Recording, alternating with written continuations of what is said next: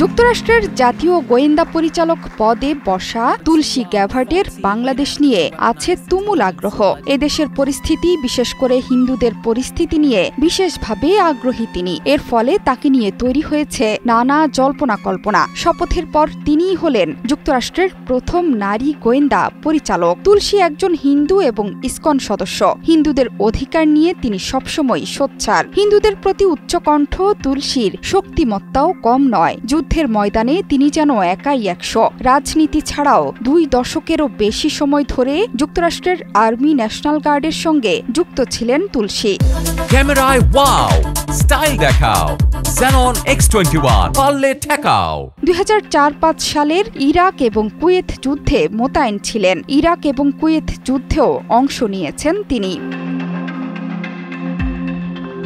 পদাধিকার বলেই তুলসী এখন অসীম ক্ষমতাধর। পৃথিবীর সবচেয়ে ক্ষমতাধর গোয়েন্দা নেটওয়ার্কের প্রধান তিনি। ইন্টেলিজেন্স কমিউনিটির প্রধান তথা গোয়েন্দা পরিচালক তুলসী গ্যাবার্ডের অধীনে কেন্দ্রীয় গোয়েন্দা সংস্থা CIA, কেন্দ্রীয় তদন্ত ব্যুরো FBI, প্রতিরক্ষা গোয়েন্দা, সেনাবাহিনীর গোয়েন্দা, নৌবাহিনীর গোয়েন্দা, বিমান বাহিনীর গোয়েন্দা, মহাকাশ বাহিনীর গোয়েন্দা, স্বরাষ্ট্র মন্ত্রণালয়, পররাষ্ট্র মন্ত্রণালয়, অর্থ মন্ত্রণালয় সহ 18টি আইন শৃঙ্খলা রক্ষাকারী সংস্থা ও দপ্তর থাকবে তুলসীর হাতে।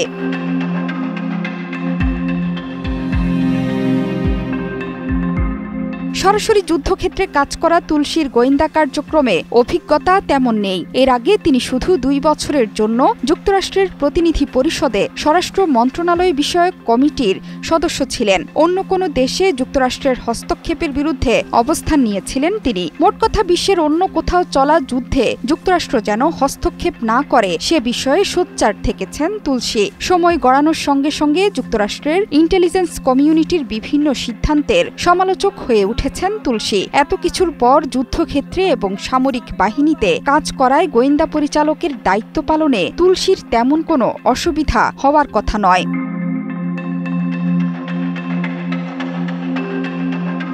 ভারত সরকার ও দেশটির প্রধানমন্ত্রী নরেন্দ্র মোদীর সঙ্গে তুলসী গ্যাবার্ডের ঘনিষ্ঠ সম্পর্ক রয়েছে। এমনকি শপথ গ্রহণের দিনেই মোদীর সাথে বৈঠক করেছেন তুলসী গ্যাবার্ড। সংবাদ মাধ্যম দ্য ইন্টারসেপ্টের এক প্রতিবেদনে বলা হয়েছে, 2019 সালে প্রতিনিধি পরিষদ নির্বাচনের সময় তুলসীর প্রচার শিবিরে অনুদান দিয়েছিলেন হিন্দুত্ববাদী আন্দোলনের সঙ্গে যুক্ত শতাধিক ব্যক্তি। এই দলে মোদীর বিজেপির লোকজনও রয়েছেন। 2019 সালের জানুয়ারিতে ভারতের উত্তরপ্রদেশের বারাণসীতে অনুষ্ঠিত প্রবাসী ভারতীয় দিবসের অনুষ্ঠানে অতিথি করা হয়েছিল তুলসী গ্যাবার্ডকে। প্রতিবছর ভারত সরকার এই অনুষ্ঠানের আয়োজন করে থাকে, তবে তুলসী ভারতীয় বংশোদ্ভূত নন।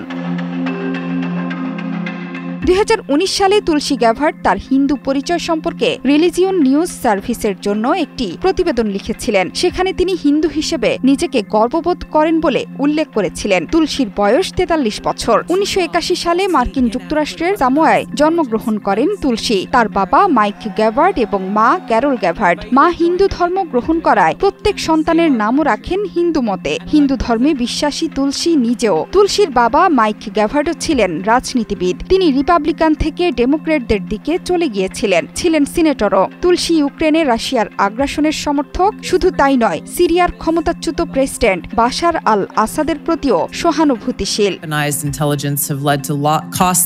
জোহরা চৌধুরী সেতু, 71।